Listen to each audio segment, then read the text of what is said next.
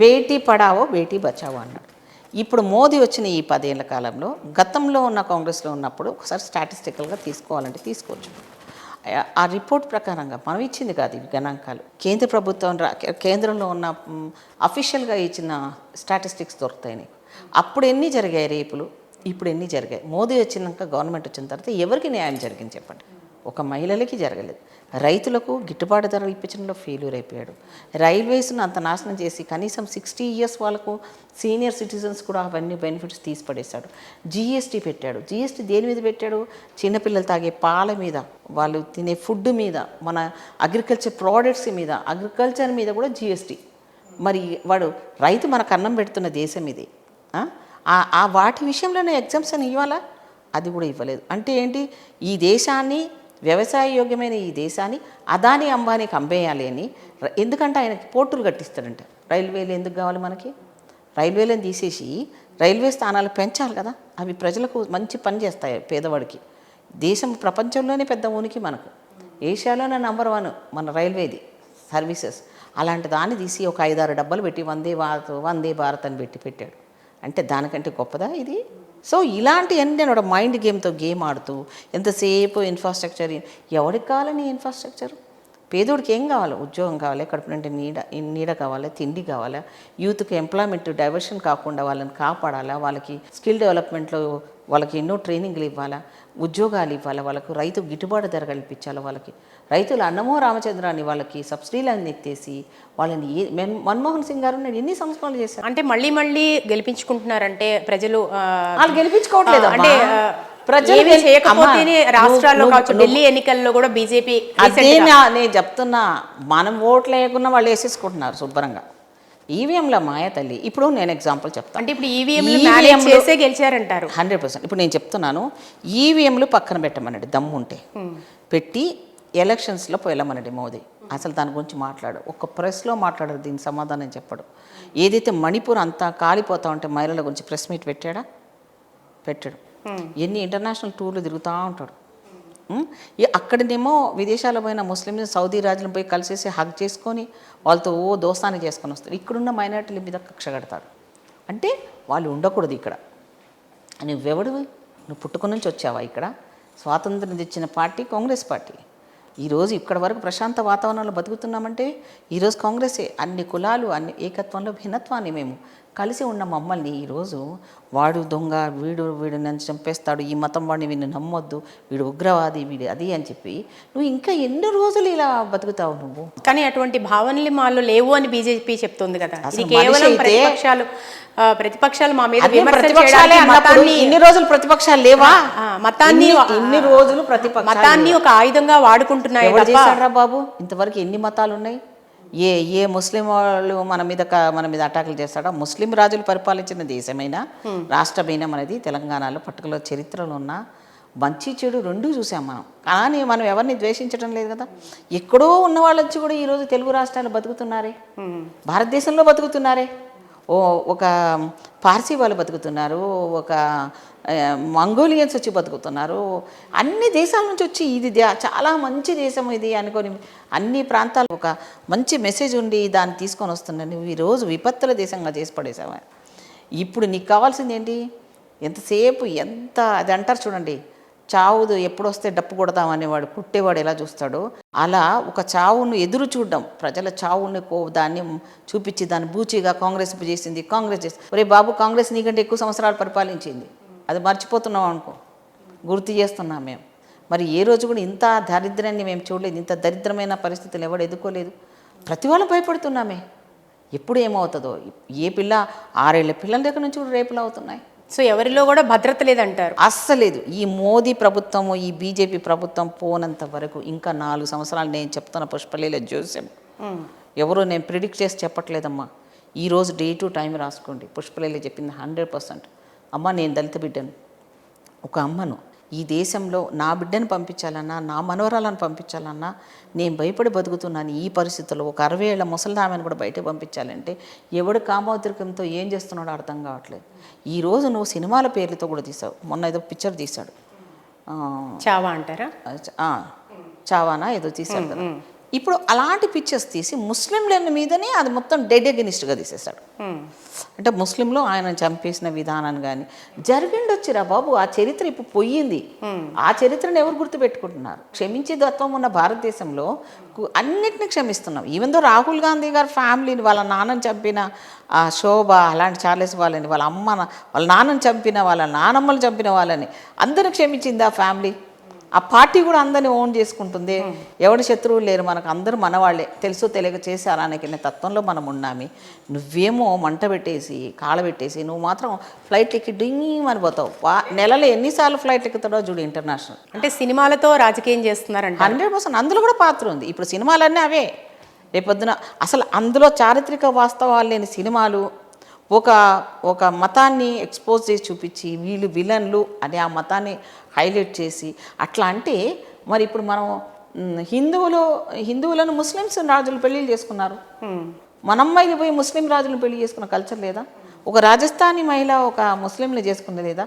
ఇదే భాగమతి చేసుకోలేదా? అదే మొఘల్స్లో అక్బర్ని జోధా చేసుకోలేదా? సో వీళ్ళెవరు చరిత్రను తిరగరాసి ఇది తప్పులని చెప్పడానికి, నువ్వు పుట్టక ముందున్న చరిత్ర నువ్వెవడరా ఇప్పుడు డిసైడ్ చేయడానికి? ఓకే అండి, చరిత్రలో మంచి ఉంటుంది, చెడు ఉంటుంది, అది మనకు అనవసరం. ఇప్పుడు మనం గ్లోబల్తో ఎలన్ మాస్క్ ఎక్కడో గ్రహాలు పంపించి ఎక్కడెక్కడో పోతుంటే వాడి కొడుకు ఇంతున్నాడు, ఎక్స్గాడు, ఆ చిన్నోడు, వాడు ట్రంప్తో కూర్చొని ఫయానిస్తున్న జమానాలో ఉన్నాం మనము. ఆ ప్రపంచంలో గ్లోబలైజేషన్లో వెళ్ళాలి. నువ్వు ఇంకా కులాలు మతాలు పిచ్చి వ్యాపంలో మీ మమ్మల్ని పిల్లల్ని వదిలేసి చావులు చచ్చిపోండ్రా మీరు, నేను మాత్రం పోయి దోస్తానాలు చేసుకొని వస్తా అని విదేశీయులలో తిరుగుకుంటా రకరకాల డ్రెస్సులు టోపీలు పెట్టుకొని తిరగడము ఏంటిది? అసలు నీకంటూ ఒక మానవత్వం ఉందా? ఈ దేశాభిమానం నీకుందా? అమిత్ షా అనేవాడు మనసులో ఎంత క్రూరత ఉందో ఆయన ఫేస్లో కనబడుతుంది మీకు.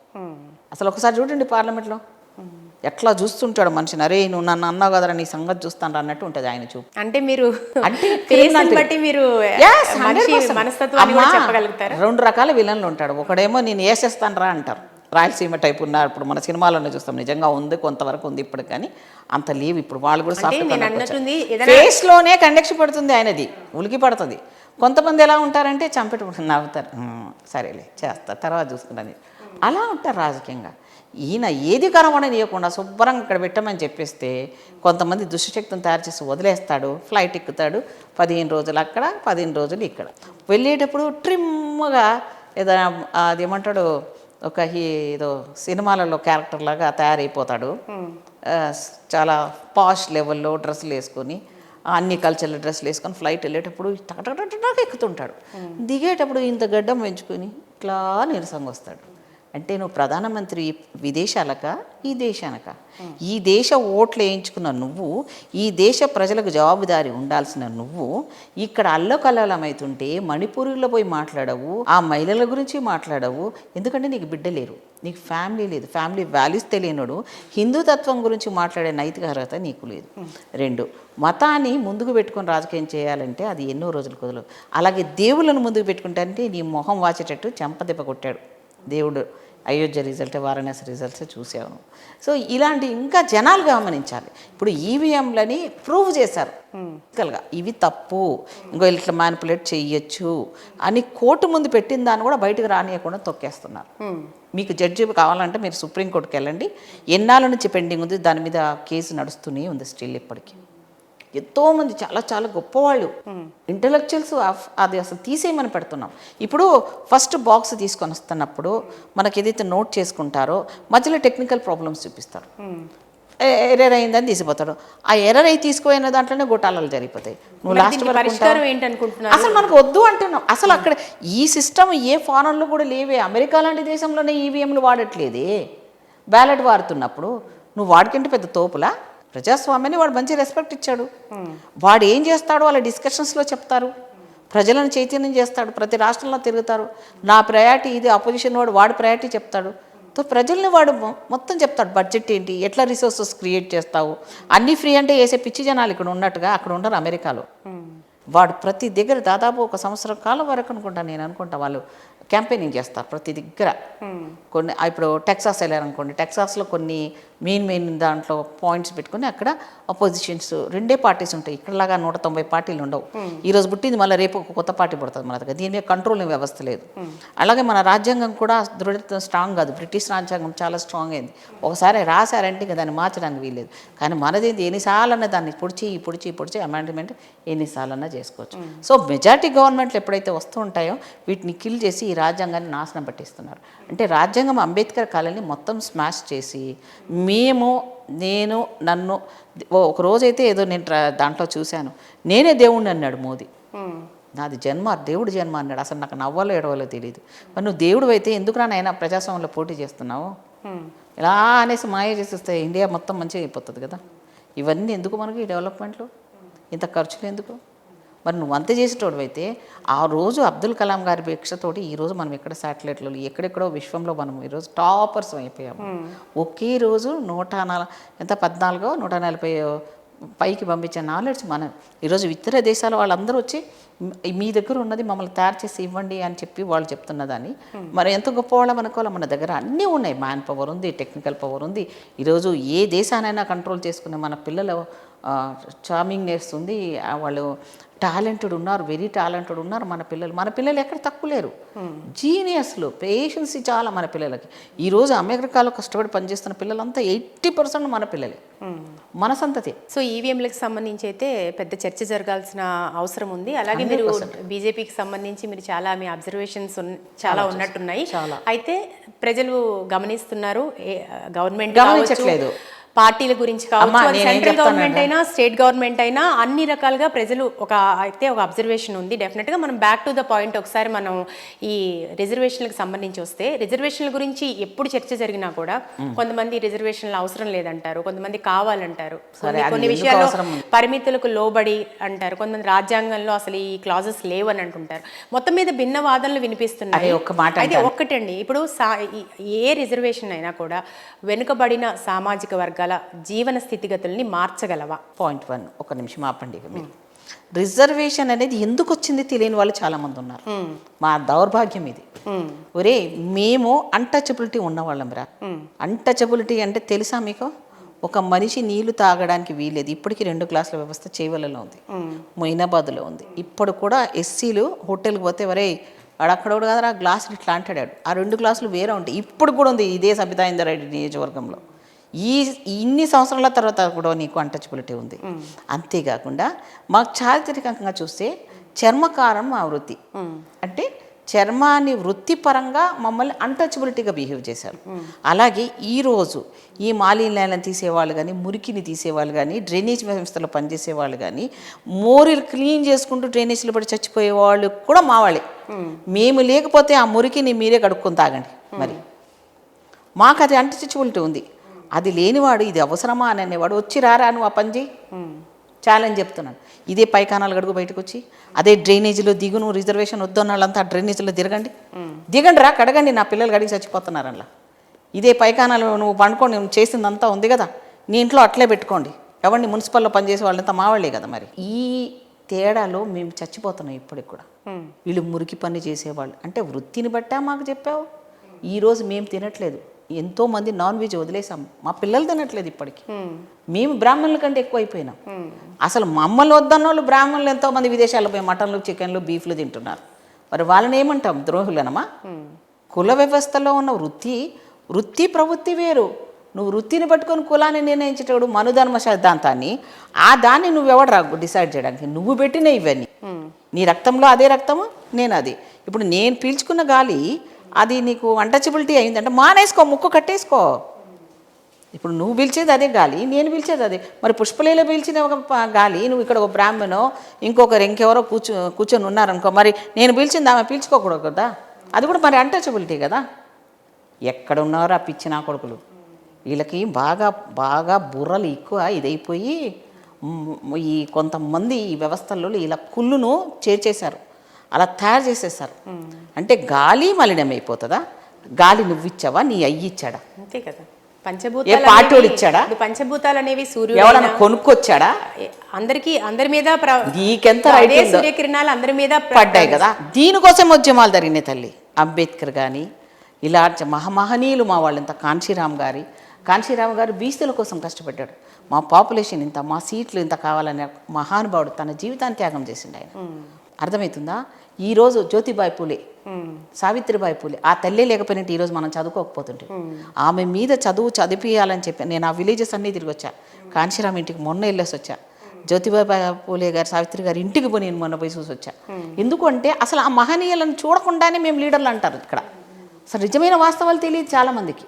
కానీ నేను చూడాలనుకున్నా, చూసినాక మాట్లాడతా అని నేను ప్రాక్టికల్లీ చూసి వచ్చాను. ఆమె గురించి ఆ బస్తీలో తిరుగుతుంటే అసలు నాకైతే రియల్గా ఎంత బాధపడ్డానంటే, ఆ తల్లికి ఎంత పడినా అంబేద్కర్ రాయడం వరకే అయింది, కానీ అమలు చేయడం కోసం ఆమె ఆ రోజులలోనే ఆమె చదివించాలని వెళ్తూ ఉంటే అప్పర్ కాస్ట్ వాళ్ళు ఈ జాతి క్లీన్ చేసే వాళ్ళకి ఈ చదువు అవసరమా అని ఆమె మీద మలినాలు అంటే షిట్ తీసి విసిరేశారంట ఆమె మీదకి తిరగనీయకుండా. ఓకే. ఆ వేసినా కూడా ఆ తల్లి ఏమనకుండా ఆ శారీని తీసేసి ఇంకొక శారీని మార్చుకొని మళ్ళీ ఆ ఉద్యమాన్ని కొనసాగించి ఆడపిల్ల చదవాలి అని చెప్పి ఆ రోజు ఉద్యమం చేసింది ఆ తల్లి. ఈరోజు ఎదవలి ఒక్కడన్నా సావిత్రిబాయి పూలే గురించి ఎక్కువ మాట్లాడతారా చెప్పమన్నాడు ఎవరన్నా? ఏ రాజకీయ నాయకుడు ముందు మహిళను ముందు పెడుతున్నాడో చెప్పండి? ఏ ఉద్యమంలో హైలైట్గా ఒక దళిత బిడ్డను ముందు ఫోకస్గా పెడుతున్నారో చెప్పండి? మీకేనా రాజ్యాధికారాలు? తెలివి మీ ఒక్కరి సొత్తేనా? అంబేద్కర్ లాంటి వాడు రాకపోయినట్టు ఈరోజు రాజ్యాంగం నువ్వు రాస్తుంటివా? నువ్వే రాసేటోడు అయితే మరి నువ్వెందుకు రాయలేదు ఆ రోజు? రాజ్యాంగంలో రాసలేంత చేతగానివాడు మీరైనప్పుడు శాసించడానికి మీరెవర్రా మమ్మల్ని? ఎవరు మీరు? నా జన్మను నువ్వు నిన్ను అడిగి పుట్టామా దళితులుగా? మేము అడిగి పుట్టామా దళితులమని? లేకపోతే నువ్వు బాపనోడుగా పుట్టాలనో, లేకపోతే నువ్వేదో పెద్ద గొప్పోడు అనుకుంటున్నావు. గొప్పోడువైనా అయినా ఈరోజు పరిస్థితి ఏంటి? అంబేద్కర్ ఒక బ్రాహ్మణుడిని పెళ్లి చేసుకున్నాడు. తెలిసారా మూర్ఖులారా? తెలియనివాడు మాట్లాడతాడు ఎర్రన్నా. ఇప్పుడు మొత్తం చదువుకుని మొత్తం మాట్లాడినవాడితో మాట్లాడచ్చు మనం. అటు ఇటుగా అన్నవాడితో మాట్లాడితే ఇక నా దృష్టిలో ఇక వాడు అంతే. అట్లాంటి వాళ్ళు ఎక్కువైపోయారు ఇప్పుడు. హాఫ్ అన్ అవర్ నడుస్తూ నేను గొప్ప అని ఓ జెండా పెడతాడు, 4 ఫోటోలు పెడతాడు, కథం వాడు ఉద్యమం స్టార్ట్ చేస్తాడు. అసలు వాళ్ళ జీవితంలో వాళ్ళు పడ్డవి అది నిజమైనగా వాళ్ళకి నివాళులు అర్పించాలంటే దానిలో పనిచేయాలి కదరా తల్లి. ఎవడు చేస్తున్నాడు వాస్తవంగా? ఎవడూ లేదు.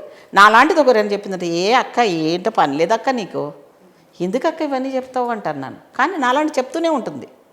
అందరూ చెడుగా చెప్తున్నప్పుడు నేను పాజిటివ్గా, నిజం చాలా కష్టమైన పనిమ్మా. యథార్థాన్ని ఎదుర్కోవడం అనేది చాలా కష్టమైనది. అది స్త్రీకి చాలా కష్టమైనది, అందులో దళితురాలకి ఇంకా కష్టమైంది. నా నియోజకవర్గంలో అవమానం పడ్డాను నేను ఒక రెడ్డిలతో. స్టిల్ ఇప్పుడు కూడా పడుతున్నాను నేను. ఇప్పుడు కూడా మొన్న నేను రంగారెడ్డి జిల్లాలో అమిత్ షా గారు వచ్చినప్పుడు, అమిత్ షా అంబేద్కర్ అని అన్నందుకు దాని మీద రిప్రజెంటేషన్ ఇంటికి వెళ్ళానమ్మా. రంగారెడ్డి కలెక్టర్ ఆఫీస్లో వెళ్ళాలి. ఇచ్చింది ఎవరమ్మా? నన్ను పక్కన దొబ్బేశారు కిందికి మా రెడ్డి తమ్ముళ్ళు. కింద పడిపోయాను నేను. ఒక్క నా కొడుకు నన్ను పరామర్శించలే, వెనక్కు తిరగలే. నన్ను తోసేసి నేను కింద పడినా నన్ను చూడకుండా వెళ్ళి ఈ దొంగలు ఎవరైతే మమ్మల్ని జాతిని తొక్కేశారో వీళ్ళు వెళ్ళి రిప్రజెంటేషన్ ఈయనకి వెళ్ళారు. నా జిల్లాలో జరుగుతుంది. నేను ఎమ్మెల్యేగా ఉన్నాను రోజులు నా వెనకాల పని కట్టుకొని పడ్డారు నా వెనకాల. కానీ నేను ఎక్కడ ఎవరికి తగ్గలే. నేను ఇప్పుడు కూడా తగ్గను. పదవి ఉన్నా లేకపోయినా అంబేద్కర్ ఏం చెప్పాడు? పోరాడమన్నాడు, సాధించమన్నాడు. నేను అదే సాధించడానికే ఉన్నాను అంతే. ఎక్కడ తగ్గను నేను ఎవరికి తక్కువరా? నువ్వు కూర్చో, నేను కూర్చున్నా. లేదు రిజర్వేషన్ ఎత్తేయమంటున్నారు. ఓకే అనుకుందాం. మాకు బుర్ర లేదు, మీకు బుర్రలు ఎక్కువ ఉన్నాయి. ఇప్పుడు నువ్వు అన్నావు ఎందుకు అవసరం లేదు, పేదవాడికి గొప్పవాడి మధ్యనే ఉండాలి అంటున్నావు. అంత ఈజీగా నేను ఒప్పుకోను. రిజర్వేషన్ టచ్ చేస్తే మాత్రం మామూలుగా ఉండదు నా కొడుకులారా. ఎందుకని ఈ భాష ఎందుకు వాడాల్సి వస్తుందంటే ఒక అంబేద్కర్ బిడ్డని నేను. ఎందుకంటే రిజర్వేషన్ అనేది మాకు ఎందుకు అవసరం అంటే, అనగారిన కొన్ని సంవత్సరాల నుంచి ఇప్పటికి కూడా మేము ఎదగలేదు. ఇంకా ఒక తరంలో ఎమ్మెల్యే అవునాము, రెండోసారి టికెట్ ఇవ్వరు. అదే మీ జాతుల్లో మాత్రం మీకు వస్తాయి, మీ పెళ్ళాలకు వస్తాయి, మీ అన్నదమ్ములకు వస్తాయి, మీకు మంత్రులు వస్తాయి. నిన్నటిదాకా అమ్మనాభూతులు వాళ్ళని తిడతావు, ఈరోజు వస్తావు. అంటే నీ కులానికి ఒక పేటెంట్ రైట్ ఇచ్చావా చెప్పు? అంటే నీకు డప్పుండి కొంటున్నావు, నువ్వు అమ్ముకునే వాళ్ళు అయిపోయారు. అట్లా జనాలు కూడా తయారైపోయారు. ఎవరు రియల్ లీడర్ అర్థం కావట్లేదు, ఎవరు ఫేక్. ఇప్పుడు సోషల్ మీడియా వచ్చిందమ్మా, ఆ సోషల్ మీడియా 2 అడుగులు వేసి ఒక ఫోటో తీసి పెట్టేస్తారు కదా, వాడు లీడర్, వాడు ఫ్యాన్ ఫాలోయింగ్, దానికి ఓ లైక్లు.